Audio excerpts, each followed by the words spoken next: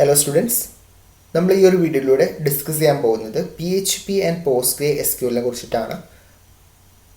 PHPനെ കുറിച്ചിട്ട് നമുക്ക് ഓൾറെഡി അറിയുന്നതാണ്.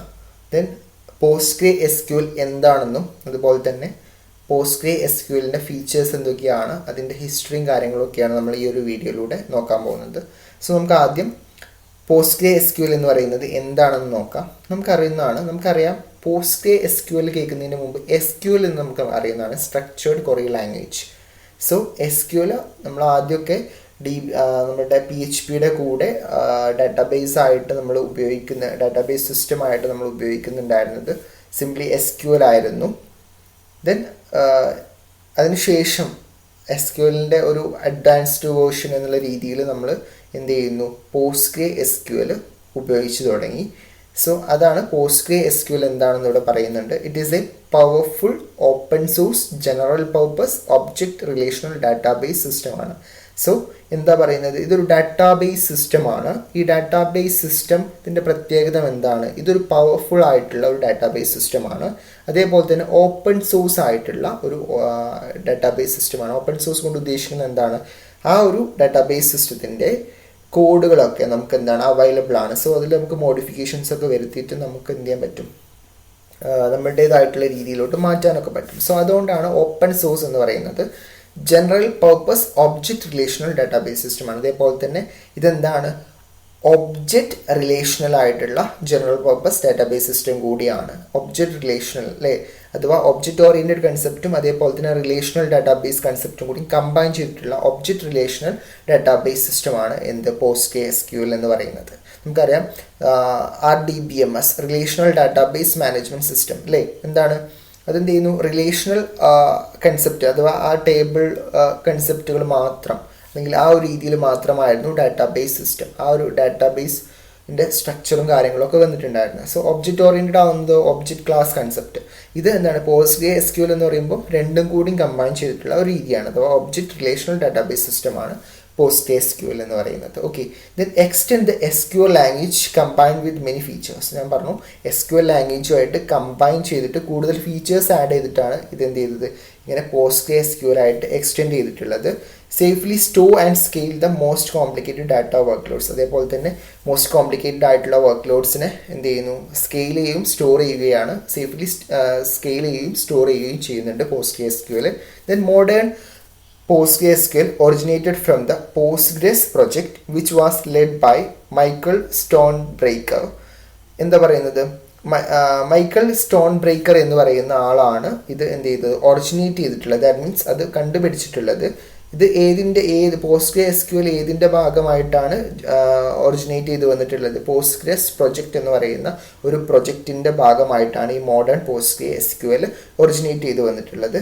ആരാണ് ഇതിൻ്റെ പിന്നിലുള്ള ആൾ? മൈക്കൽ സ്റ്റോൺബ്രേക്കർ ആണ് ഇതിൻ്റെ പിന്നിലുള്ള ആൾ. ഓക്കെ, ഇത്രയും കാര്യങ്ങളിലൂടെ നിങ്ങൾക്ക് അതിന് ഈ ഒരു PostgreSQLനെ കുറിച്ചിട്ടൊരു ജനറൽ ഐഡിയ കിട്ടിയിട്ടുണ്ടാവും. ദെൻ ഇവിടെ പറയുന്നു, Postgres is sometimes considered to be so called post relational DBMS. നമുക്ക് എന്ത് പറയാൻ പറ്റും, ഇത് Postgres നമുക്ക് എങ്ങനെ കൺസിഡർ ചെയ്യാം, ഒരു റിലേഷണൽ DBMSൻ്റെ post relational relational DBMS already ഉള്ളതാണ്. സോ അതിൻ്റെ പോസ്റ്റായിട്ട് വന്നിട്ടുള്ള ഒരു റിലേഷണൽ DBMS ആണ് നമുക്ക് എന്ത് പറയാം, Postgres എന്ന് വേണമെങ്കിൽ നമുക്ക് പറയാം. അതോ റിലേഷണൽ DBMSന് ശേഷം വന്നിട്ടുള്ള ഒരു ഡാറ്റാബേസ് സിസ്റ്റമാണ് എന്ത്, Postgres എന്ന് പറയുന്നത്. അതുകൊണ്ടാണ് പോസ്റ്റ് റിലേഷണൽ DBMS എന്ന് പറയാനുള്ള കാരണം. First version of the DBMS appeared in 1989. 1989 ഈ ഒരു DBMSൻ്റെ ഫസ്റ്റ് വേർഷൻ വന്നിട്ടുള്ളത്.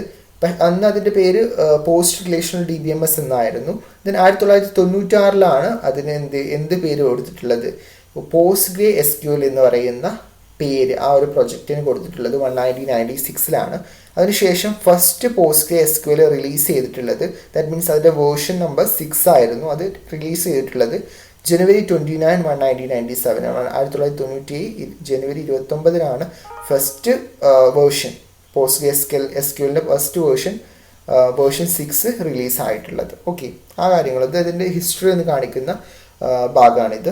ദെൻ നമുക്ക് അതിൻ്റെ ഫീച്ചേഴ്സിലോട്ട് പോകാം. ഓരോ ഫീച്ചേഴ്സ് നമുക്ക് നോക്കാം. നമ്മൾ പറഞ്ഞു SQL ആയിട്ട് കമ്പയർ ചെയ്യുന്ന സമയത്ത് എക്സ്ട്രാ കുറേ ഫീച്ചേഴ്സ് ഉണ്ടെന്ന് പറഞ്ഞു. സോ അത് ഏതൊക്കെയാണെന്നാണ് ഇവിടെ ലിസ്റ്റ് ചെയ്തിട്ടുള്ളത്. ഫസ്റ്റ് വൺ ഡാറ്റ ഇൻറ്റഗ്രിറ്റി, അതേപോലെ തന്നെ ഇവിടെ നിങ്ങൾക്ക് കാണാൻ പറ്റും ട്രാൻസാക്ഷൻ സപ്പോർട്ട്. ഇതൊക്കെ നമ്മൾ ഓൾറെഡി നമ്മളുടെ റിലേഷണൽ ഡാറ്റാബേസ് സിസ്റ്റത്തിൻ്റെ ഉള്ള അതേ ഫീച്ചേഴ്സ് തന്നെയാണ്. അഥവാ ആസിഡ് പ്രോപ്പർട്ടീസ് സപ്പോർട്ട് ചെയ്യുന്നത് നമുക്ക് അറിയുന്നതാണ്. എല്ലാ DBMSഉം ആസിഡ് പ്രോപ്പർട്ടീസ് സപ്പോർട്ട് ചെയ്യും. Atomicity, consistency, integrity and durability പോലുള്ള ആസിഡ് പ്രോപ്പർട്ടീസ് സപ്പോർട്ട് ചെയ്യുന്ന ഇത് DBMSൽ സപ്പോർട്ട് ചെയ്യും. അത് എവിടെയും സപ്പോർട്ട് ചെയ്യും. PostgreSQLന്റെ കേസിലും സപ്പോർട്ട് ചെയ്യും. അതുകൊണ്ടാണ് ഡാറ്റ ഇൻറ്റഗ്രിറ്റി ഇവിടെ വന്നിട്ടുള്ളത്.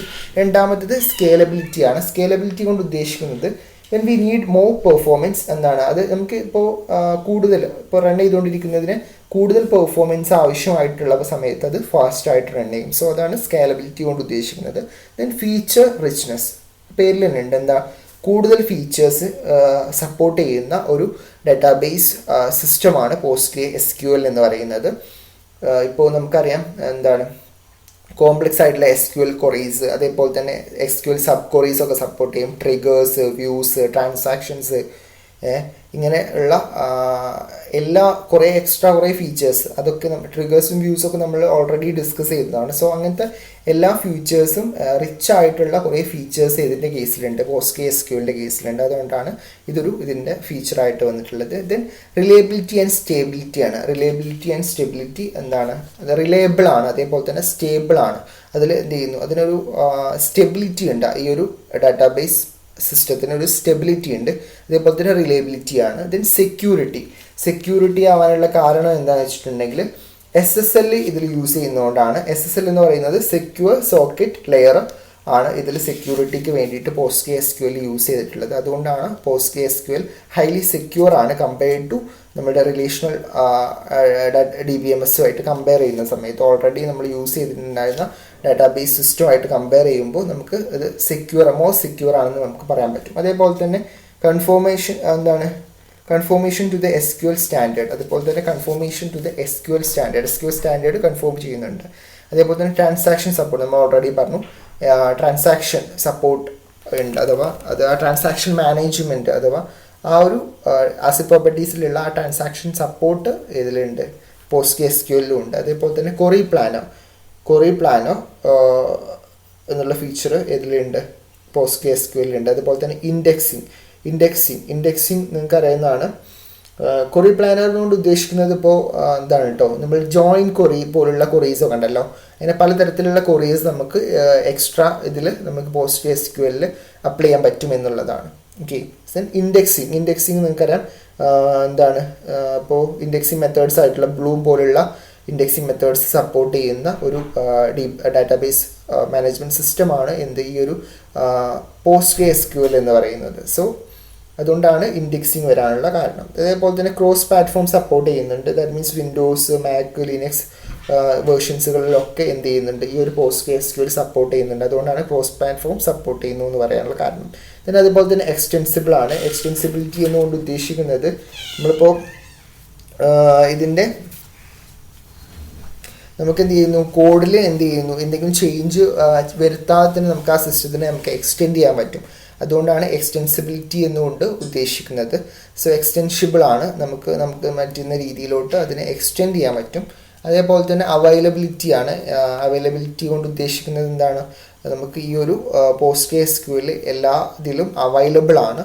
അതുപോലെ തന്നെ ഇൻഡിപെൻഡൻ്റ് ആണ്. ഇൻഡിപെൻഡൻ്റ് കൊണ്ട് ഉദ്ദേശിക്കുന്നത് ഇത് ഇൻഡിപെൻഡൻ്റ് ആവാനുള്ളൊരു കാരണം, ഇൻഡിപെൻഡൻസ് പറയാനുള്ളൊരു കാരണം തന്നെ ഇതൊറ്റൊരു കമ്പനിയുടെ, ഈ PostgreSQL എന്ന് പറയുന്നത് ഒരു കമ്പനിയുടെ അണ്ടറിൽ ബിലോങ് ചെയ്യുന്ന ഒരു സംഭവമല്ല, പകരം ഇത് ഡെവലപ്പ് ചെയ്തിട്ടുള്ള ഒരു ഇൻ്റർനാഷണൽ കമ്മ്യൂണിറ്റിയാണ്. സോ ഇങ്ങനെ ഒരു അതുകൊണ്ടാണ് ഈ ഒരു ഇൻഡിപെൻഡൻ്റ് ആണ്.